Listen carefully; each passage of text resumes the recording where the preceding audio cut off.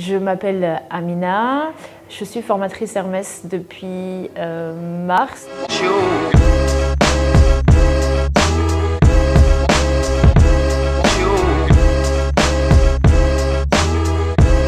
Avant d'être formatrice Hermès, moi j'ai un profil, donc je suis travailleur social de métier et également AMP, donc j'ai un peu la double casquette soignant et travailleur social. Ce qui m'a poussée à postuler, c'est que j'avais aussi une mini casquette formatrice, plutôt dans le cadre de diplôme, face à face pédagogique, dans le cadre de formation type formation dans le sanitaire et le médico-social.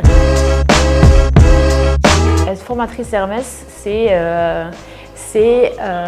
aller à la rencontre d'équipes complètement différentes, d'aller voir aussi des fonctionnements de structures complètement différents.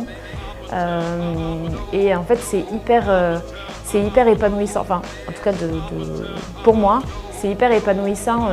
Ça amène une ouverture d'esprit et une ouverture tout court en fait sur un mode de fonctionnement institutionnel, mais aussi humainement, je trouve. Parce que finalement, quand on va former donc effectivement sur le logiciel Hermès, au-delà de ça, ça passe par des rencontres. Donc on va aller s'adapter forcément aux personnes qu'on a en face de nous, et ça passe par des discussions qui peuvent être aussi informelles, mais qui vont toujours rester liées au logiciel.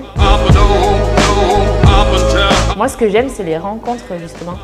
C'est aller dans les structures et rencontrer ces équipes, ces professionnels que moi j'avais avant en collègue. Et donc la posture, elle est complètement différente, mais j'aime ce lien finalement qui peut se créer. Mon quotidien de formatrice, ce serait être tout le temps en mouvement, rencontrer tout le temps de nouvelles personnes.